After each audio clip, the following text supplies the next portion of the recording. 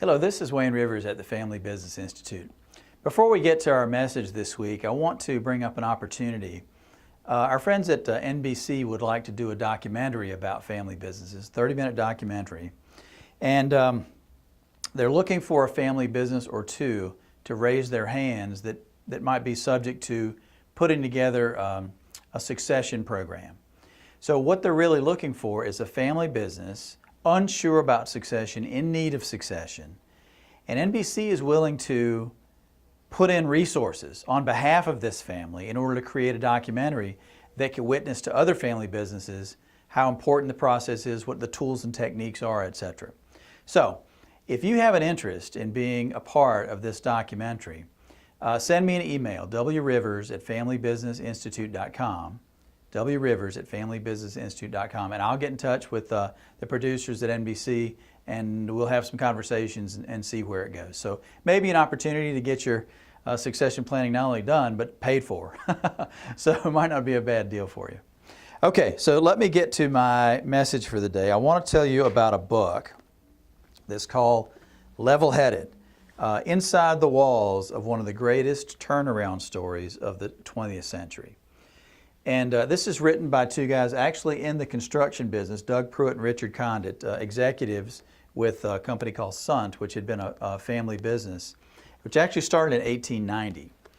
Now, it doesn't matter if you're a contractor or a car dealer or an ag producer or a manufacturer. It really doesn't matter. The lessons in this book are tremendous, and you will learn from it. I couldn't put it down, especially the first half when they're talking about how they got into hot water and what they did in a macro sense to get themselves turned around.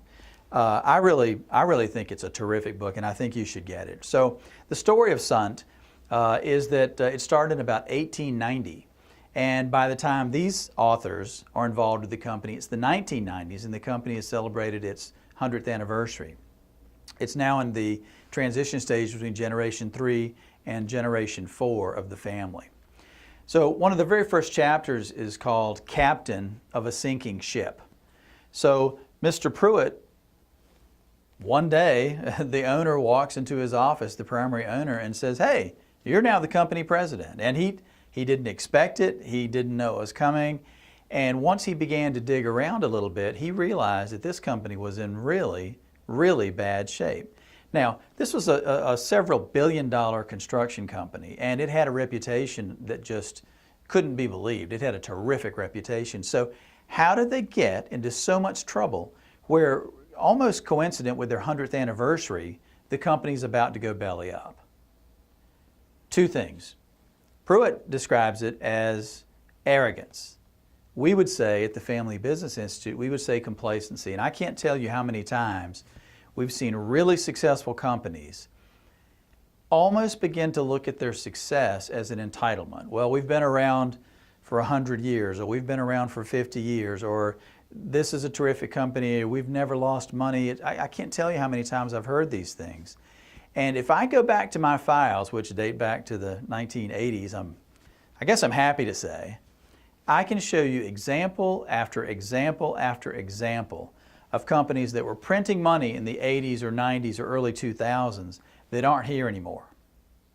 And you can almost always point the finger at some point. People got, let me be blunt, what we say around here, people got a little fat, dumb, and happy. They began to rest on their laurels and to enjoy last year's success or last decade's success even. And they stop adapting and making the companies that they run as good as they could be. In this case, there was no sharing of numbers, which is critical in any company. If you don't share your key numbers with your managers, you're missing a real opportunity for improvement. You wouldn't have these guys as managers if they didn't have good brains. Why don't you use them? You know, you don't have to tell them how much money you make, but by God, share the numbers with them. Be transparent, as absolutely transparent as you can. These folks had a lot of the wrong people on the bus. They had one of their big turnaround things, their Come to Jesus meeting, was what they referred to as Gold Canyon. They called a meeting of 60 of the company's top executives at a conference center called Gold Canyon, and they got together. Well, a few short years later, as they're building on their strategic plan, guess what? 60% of those 60 executives had left the company. Some had left, one died, unfortunately, but others were, well, they didn't like it. They didn't like the changes. They didn't like where the company was going because they were instituting a culture of accountability for the first time in many, many years. There were no standard operating procedures. One office did things one way, another office did things another way, a third office did things a third way, and they considered that good in the sense that people had flexibility. But too much flexibility in a company is not a good thing. You do need standard operating procedures. The company was virtually broke. And after this Come to Jesus meeting, well, basically what they did was they began to plan as an organization all the offices together instead of the offices individually. They created an advisory board.